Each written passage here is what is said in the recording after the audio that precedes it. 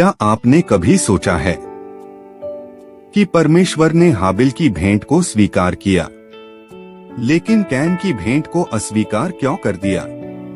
क्या कारण था कि एक की पूजा को परमेश्वर ने ग्रहण किया और दूसरे की नजरअंदाज कर दी?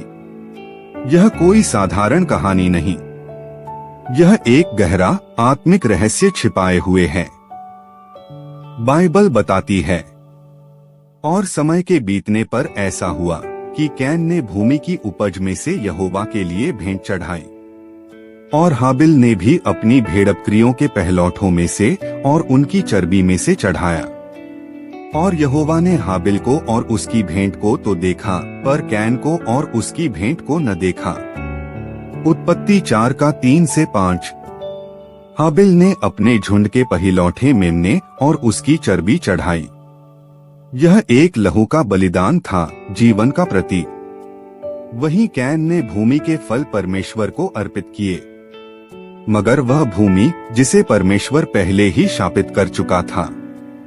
परमेश्वर ने आदम से कहा था, शापित है भूमि तेरे कारण, तू कठिन परिश्रम के साथ उसमें से अपना भोजन खाया करेगा जब तक तू भूमि पर लौट न जाए। उत्पत्ति 3:17-19। यानी कैन ने जो भेंट दी वह उस भूमि से थी जो पहले से ही दोषी और अस्वीकार्य थी। कैन की भेंट शापित चीजों से बनाई गई थी। हाबिल की भेंट बलिदान और लहू से प्रायश्चित का प्रतीक। बाइबल कहती है, और हाबिल ने विश्वास ही से परमेश्वर को कैन से उत्तम बलिदान चढ़ाया, जिसके द्वारा उसके धर्मी होने की गवाही भी दी गई। इब्रानियों 11:4। हाबिल ने जो मेमना चढ़ाया वह यीशु मसीह का प्रतीक था।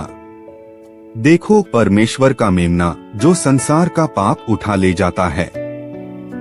यूहन्ना 1:29। हाबिल की भेंट में था विश्वास, आज्ञाकारिता और बलिदान। कैन की भेंट में था घमंड, कर्म और आत्मनिर्भरता। बाइबल एक गहरा सिद्धांत सिखाती है, लहू बहाए बिना पापों की क्षमा नहीं होती। इब्रानियों 9:22। कैन ने जो दिया वह लहू रहित भेंट थी, जो उसकी मेहनत और स्वार्थ से निकली थी।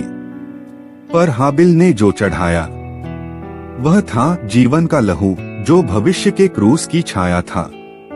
कैन की भेंट शापित भूमि से, हाबिल की भेंट एक निर्दोष मेमने से। एक को परमेश्वर ने अस्वीकार किया,